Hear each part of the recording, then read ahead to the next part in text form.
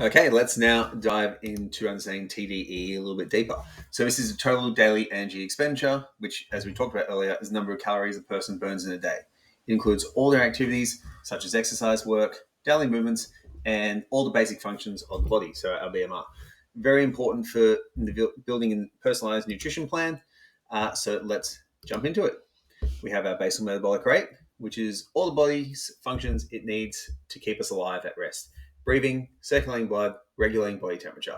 It's the largest portion of the TDE, around 60 to 75%, which is why a lot of people will say increasing your muscle mass will increase your TDE and the amount of calories you burn because it'll increase your BMR. Okay? It will only do this to a small extent, nowhere near as much as what people think.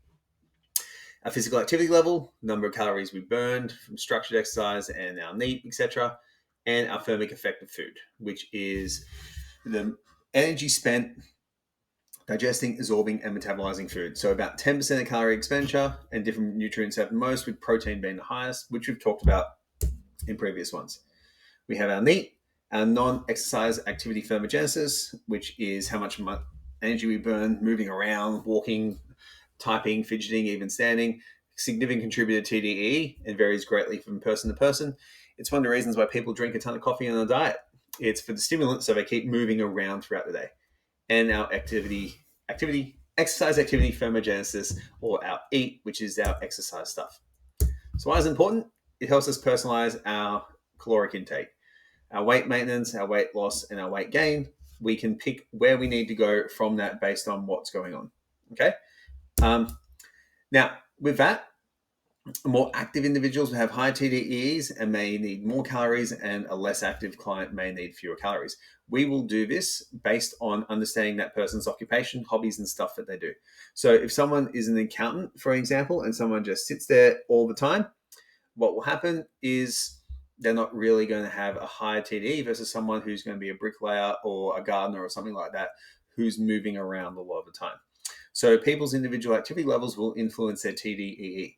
And some people will have naturally higher levels of activity based on their personality, etc. Some people will have lower ones based on the fact of what they like to do. Again, this is why I like to find out people's hobbies and more information about their lifestyle. With that, we can also use TDE to optimize performance and recovery.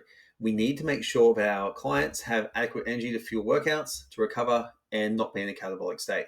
Now, if we're doing this for fat loss, they're going to be in a catabolic state. But if we're training a client for optimal performance, we need to make sure that we actually design nutrition plans for that. And for a lot of people, when they start eating for performance, they get overwhelmed with the amount of food they have to eat, because we need a high amount of food to actually perform at the highest level. Of course, we talked about this before, we need it for weight loss and weight maintenance, and we also need to potentially track changes. Although, here's the easiest way that we can look at it. If someone gets heavier, their TDE will go up. If someone gets lighter, their TDE will go down, as a general rule of thumb. And this is something that a lot of people don't consider. Your basal metabolic rate will get down regulated somewhat as you lose weight. It does happen. It will certainly get down regulated while you're in the active phases of losing weight, because your NEAT will start to shrink. You'll start to slow down to conserve energy, which is why fat loss gets slower and slower. These are things just to be aware of and consider, and to be able to educate your client on while it's happening to help them get results. So we're going to go through a couple more ways to calculate it. So we have the Mifflin-St. Jeor equation, which is BMR equals 10 times weight in kilograms plus 6.25 times height in centimeters minus 5 times age plus 5. And for women, it's a similar calculation with some different numbers in there. Now, you can do this. It's fine. I would probably not really worry about using this calculator too much. But once you've done it, you calculate someone's TDE. I would recommend using an online one. It's so much easier and faster. And apps like Kahuna's actually has a TDEE calculator built into the app. You then times that by a physical activity factor. Okay, so the more active someone is, the more calories they need to have. This is where I look at it, and this is where I would consider it. And a lot of TDEE calculators online actually have calorie calculations built into them. So working out how much exercise they do and how active someone is will make a very big difference to the amount of calories. Like if we're timesing it by 1.2 to 1.9, it's a massive difference in calories. So here's how we adjust it for goals. To lose weight, you need fewer calories. 500 to 700 calorie deficit gives you pretty good weight loss. Okay, pretty simple. 250 will give you weight loss. It'll be slower. 1,000 will give you weight loss. It'll be faster, but it won't be as sustainable. It'll be harder to stick to, and comes with the loss of muscle mass. So generally, the lower end is better for most people, unless you're doing aggressive weight loss for a period of time where a client understands it. For a lot of clients, my rule of thumb is to do a more aggressive weight loss period at the beginning, okay, because it's easier to do.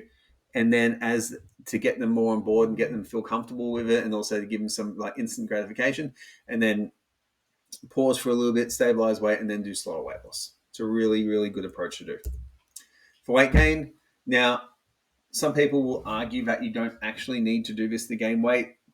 You can actually gain muscle weight at caloric maintenance levels, and you can if training really, really hard. And if a client is using performance enhancing supplements, they absolutely can.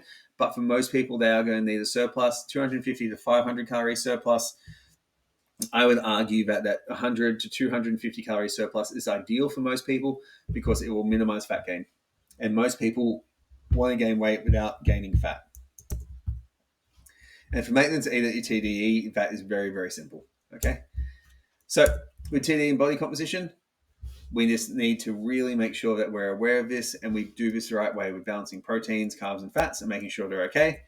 Now, over time, we need to be aware that their weight will go down and they will have a lower TDE. As their muscle mass goes up, they will have a higher TDEE, but the amount is going to be smaller than what you think. So these are things just to consider the whole way through while working with the client, and educating people on them will help them understand this a lot better.